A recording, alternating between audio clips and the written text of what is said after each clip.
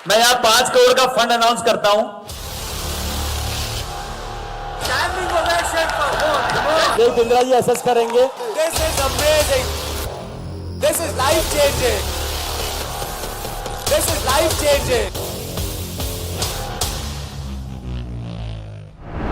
ललित जी बोल रहे हैं कि मैं 5 करोड़ रुपया आप में से किसी पे भी इन्वेस्ट करने को डिवाइड करके अलग अलग लोगों में तैयार हूं। अगर आपको प्रोजेक्ट बनाना है, पर्सनालिटी नहीं, तो क्या किया जाए, टेक्नोलॉजी का इस्तेमाल कैसे किया जाता है, कैसे बिल्ड किया जाता है। आज मैं आपको मिलवाने वाला हूं एक खास शख्सियत से जिनका दर्जी का काम था, टेलर का दुकान था, छोटा सा। जब ये बोलेंगे ना तो आपको मजा आएगा। सुनना चाहेंगे? उनकी स्टोरी कि कैसे उन्होंने टेक्नोलॉजी बिल्ड करके ऑर्गेनाइजेशन को स्केल अप किया, उनकी स्टोरी कि कैसे उन्होंने समय से ईआरपीस को तैयार किया। I am here what I am introducing to you mister Lalit Agarwal, chairman V Mart. Please come on the stage. Welcoming mister Lalit Agarwal. आइए सर, आइए। आई एम गेटिंग गूज़बम्प्स, मेरे रोंगटे खड़े हो गए हैं। Look at that positive energy, look at the energy that you have created. छोटी सी कहानी है। 2003 में वी-मार्ट की स्थापना हुई, मैंने अपना स्टोर बनाया। 2008 में हमारे पास आदित्य बिरला आया और वो हमारी कंपनी में इन्वेस्ट किया। उनको लेके आके हम इमीडिएटली ग्रो किए। और जब ग्रो करते हैं तो गलतियां भी करते हैं। जब आपके पास पैसा आ जाता है, सिर चकराने भी लग जाता है, दिमाग के ऊपर कौवा बैठ जाता है। क्या बोलते हैं, दिमाग पे कौवा बैठ जाता है कि सोच हो जाती है कि हम जो कर रहे हैं वो अच्छा ही कर रहे हैं, सब सही कर रहे हैं। तो उस समय बहुत तेजी से हमने पैसे आए थे, बहुत तेजी से दुकानें खोली, लेफ्ट राइट डिसीजन लिया। बॉम्बे में जाके दुकान खोल दी, कोल्हापुर में जाके दुकान खोल दी, कोई इधर ईस्ट में जाके दुकान खोल दी। तो वो अलग अलग साइज की दुकानें खोल दी, अलग अलग तरीके का सामान उसमें रखने लग गए। तो उससे हमें 2009-10 जब लीमैन ब्रदर की क्राइसिस हुई, उस समय जब खराब समय आया, उस समय हमारी प्रॉफिटेबिलिटी टैंक कर गई। हम उतना रिटर्न जो जनरेट कर रहे थे वो जनरेट नहीं कर पाए। हमारे को रियलाइज हुआ सडनली 2010 में कि यार हम तो बहुत सारी गलतियां कर ली हैं। तो उस गलतियों को हमने बैठ के लिखा, हमने अपनी एक बोर्ड मीटिंग बुलाई, उस बोर्ड मीटिंग में हमने उसको चॉप डाउन किया।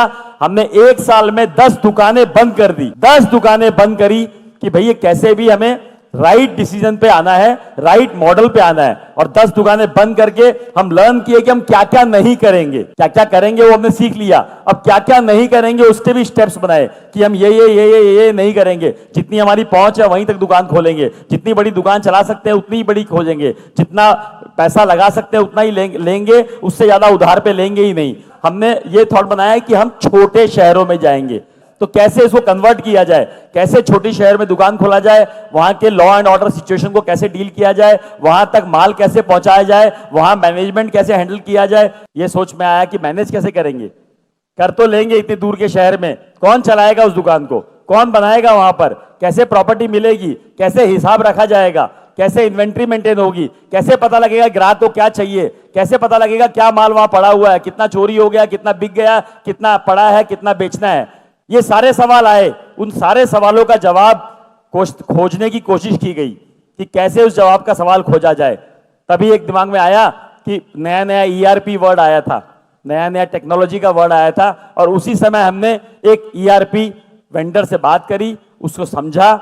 वो छोटा सा एक सॉफ्टवेयर बनाता था, उसी को समझ के उसी को हमने इंप्लीमेंट करने की कोशिश करी और उसको हमने उसी समय इंप्लीमेंट कर दिया। जब इंप्लीमेंट कर दिया तो हमारे पास वो थॉट प्रोसेस आ गई कि यार टेक्नोलॉजी से हम कम से कम देख तो सकते हैं कि कौन सा माल कहां बिका, कौन सा माल की कहां जरूरत है, कौन सा माल कितना स्टॉक में पड़ा हुआ है। उससे बहुत कुछ, शायद ईआरपी से और भी बहुत कुछ जो फायदा हुआ कि कितने वेंडर ने क्या माल दिया, उसका कितना पेमेंट हुआ, उसका माल कितना बिका, कितना हिसाब पूरा बराबर मिल गया। तो सबसे पहली शुरुआत वहां से ईआरपी से हुई और हमने छोटे शहर में पेनिट्रेट किया और छोटे शहर ने हमें इतना रिवॉर्ड किया क्योंकि इतनी बड़ी जनता है जो कि आप हर कोई चाहता है कि अच्छा दिखे, अच्छा पहने, अच्छे से रहें और अच्छे अपने बच्चे को और परिवार को देखें। तो हर कोई चाहता है, लेकिन उसको अपने पॉकेट साइज में अगर मिल जाएगा तो वो लेना चाहेगा। ऐसा कोई रॉकेट साइंस नहीं है कि हमें रॉकेट बनाना है, हमें एक सिंपल काम करना है। अगर हम ध्यान से फोकसफुल करें तो काम हो जाएगा। क्वालिटी जो है पैसे डालने से नहीं बनती है, क्वालिटी खाली केयर, मेहनत और राइट नॉलेज से बन सकती है। Standing ovation, very large round of applause for Mr. Lalit Agarwal. Thank you, sir. एक तो क्वेश्चंस ले सकता हूं सर के साथ if he allows, उनको कहीं जाना था बट जस्ट हाँ जी सर। जब बात आती है वेंडर की, वेंडर कहते हैं मेरे को 5 रुपए सस्ता चाहिए, ये आदमी 5 रुपए सस्ता दे रहा है सर, उसमें हम आके फंस जाते हैं रेड ओशन में। हम नया प्रोडक्ट लॉन्च करते हैं, कल को वो नहीं बिकता तो हमारा बड़ा लॉस होके बैठ जाता है। हमें शहद बनना है, मधुमक्खी अपने आप आएगी। कोई ना कोई गैप है, कोई ना कोई चीज आपको डालनी पड़ेगी जिससे वो चीज चमक के बाहर निकले। जब जो लोग अपने आप भिनभिनाए आपके अराउंड, अपने आप बोले कि मैं कपड़ा आप ही का लूंगा, मैं माल आप ही का लूंगा, वो तो प्रोडक्ट, उसकी सर्विसेज, आपके व्यवहार, आपके आचरण, आपका तरीका में क्रिएट करना पड़ेगा और यही सब आप लर्न करके जाओगे यहाँ से।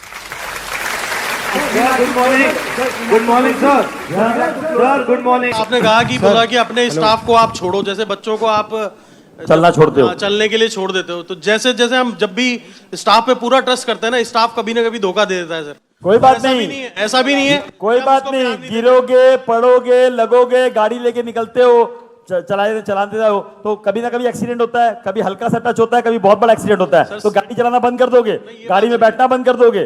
तो ये विश्वास के साथ ही चलना पड़ेगा कि जीवन में निकले हैं तो कुछ ना कुछ होगा, कुछ ना कुछ होगा, उस होने के सदमे से हम बैठ नहीं जाएंगे। सर मेरा प्रॉब्लम भी स्टाफ से रिलेटेड है। वो लोग कहीं ना कहीं हमें बीच में छोड़ देते हैं कि हम लोग अकेले पड़ जाते हैं, वो लोग अपना 7-8 बजे चले जाते हैं। मेरा मैन्युफैक्चरिंग बिजनेस है तो हमें लोडिंग भी करवानी पड़ती है और हमें सब करना पड़ेगा। 10 बजे तक शुरुआत में सारे काम करने पड़ेंगे। 100 बार टेम्पो में बैठ के डिलीवरी देके आया हूं, 100 बार। मैं यहाँ 5 करोड़ का फंड अनाउंस करता हूं। This is amazing. This is life changing. This is life changing.